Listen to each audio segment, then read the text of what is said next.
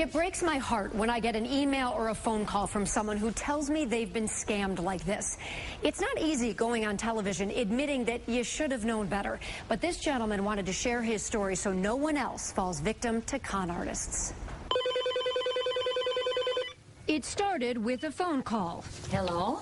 It always does with this kind of scam. Brandon? Ralph Patty was working in his home office when he got the call. A nephew, Dante, needed help in Canada. It was raining, the road was slippery, and he lost control and hit a utility pole. He said he was in jail and would have to stay there for a week before going in front of a magistrate, unless... If I would send him $2,800 to pay for the damage for this utility pole, plus $135 fee that they charge. Ralph wired him the money through Western Union, $2,935 to an address in London, England.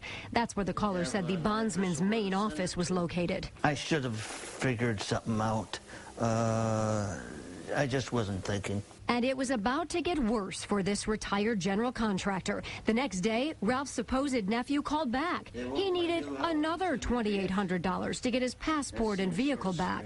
I had other things on my mind. I had a doctor's appointment. I had some other things that I was involved with, so I just went and did it. Almost $6,000 gone. Ralph had fallen victim to what's referred to as the grandparent scam. Here's how it works. The scammer randomly calls people. If they detect an older voice, they say something like, "Grandma" or "Grandpa, it's your favorite grandson." You then provide a name, like Billy, handing them information, and off they go, sharing their sob story. In Ralph's case, they first got a hold of Dante's grandmother, but she said she didn't have any money and that he should call his Uncle Ralph instead. She then gave the scam artist Uncle Ralph's number. A lot of things I could have done with $6,000, give it to charity or something to worthwhile instead of a low life. So when you think back on it, do you just shake your head, Ralph?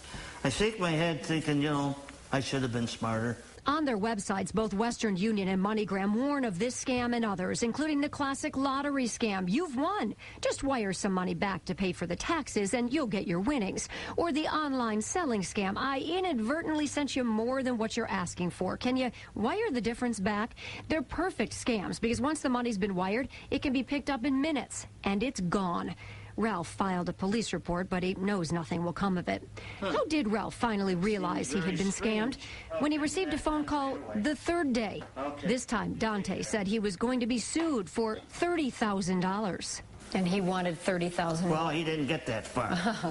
So I says, "Dante, when was the last time that you seen me?" He says, "Uncle Ralph, you're breaking up. I can't understand what you're saying." I says, "When was the last time you seen me, Dante?" Click. They hung up, and that was the end of that story. Whether you're a senior watching this or have a loved one who is, talk to them, warn them about the scams out there that can cost them dearly. In Ralph's family, they've come up with a password they all know, and they have to share it with each other if someone needs something. Then they really know that it's a family member in need. I'm Joanne Purton, Channel 7 Action News.